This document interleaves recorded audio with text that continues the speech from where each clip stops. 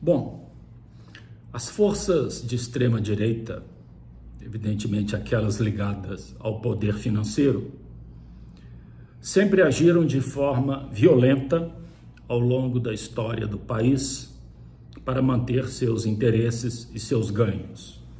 Não existe ideia de democracia, não existe ideia de justiça social, não existe ideia de república, não existe ideia de dignidade humana para essas pessoas.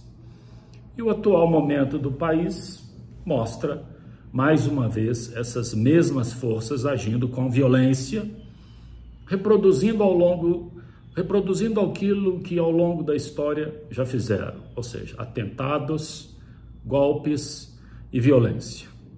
Recentemente,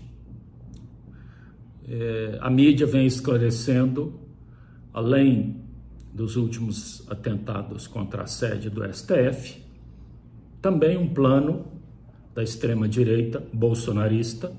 A extrema-direita ela adquire vários rótulos ao longo de determinados períodos históricos. A extrema-direita do país hoje é a extrema-direita bolsonarista, isso tem que ficar claro. Então a extrema-direita bolsonarista está sendo investigada e está sendo provado que ela trouxe planos para matar o atual presidente, o vice e um dos ministros do STF. Isso faz a prática, se junta à prática de outros atos que compõem o crime de tentar abolir o Estado democrático de direito pela violência. Em face desse quadro, duas observações são importantes. A primeira é de ordem formal e envolve um brocardo latino muito comum nas aulas de direito, principalmente direito civil, quando se ensina que nemo auditor propriam turpitudinem allegans. Nemo auditor propriam turpitudinem allegans. Ou seja, ninguém pode alegar a sua própria torpeza, a sua própria fraude em proveito próprio.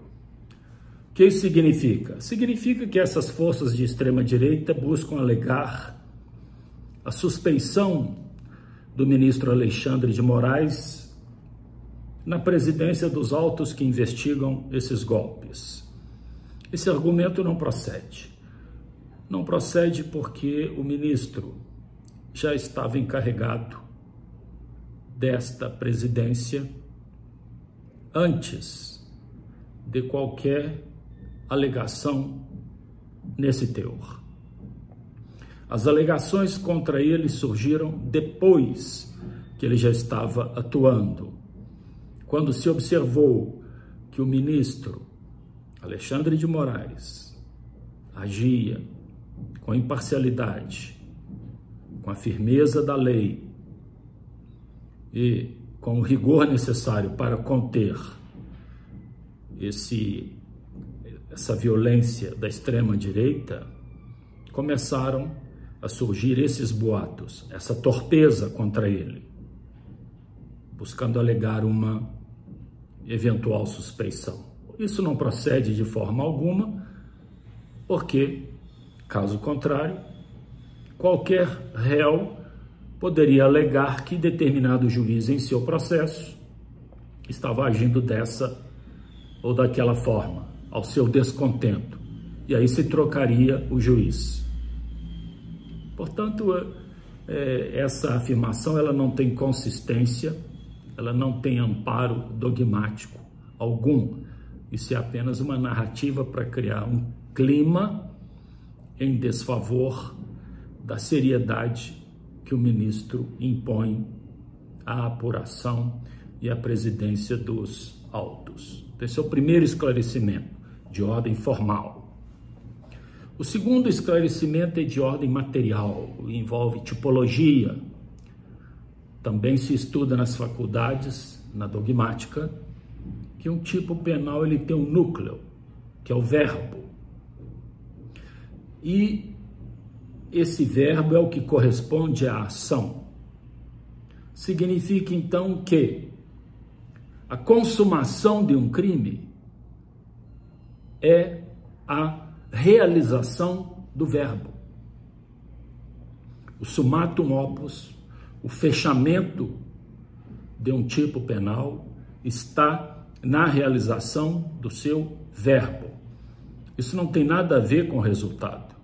O resultado é a consequência da realização de alguns crimes.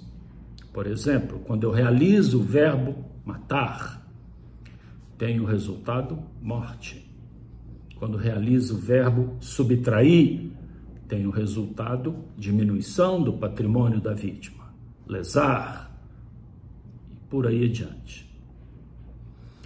No crime contra o Estado democrático de direito, o verbo é tentar. E aí, quase que numa lógica, num silogismo lógico, todo crime contra o Estado democrático de direito só pode ser punido na sua forma tentada.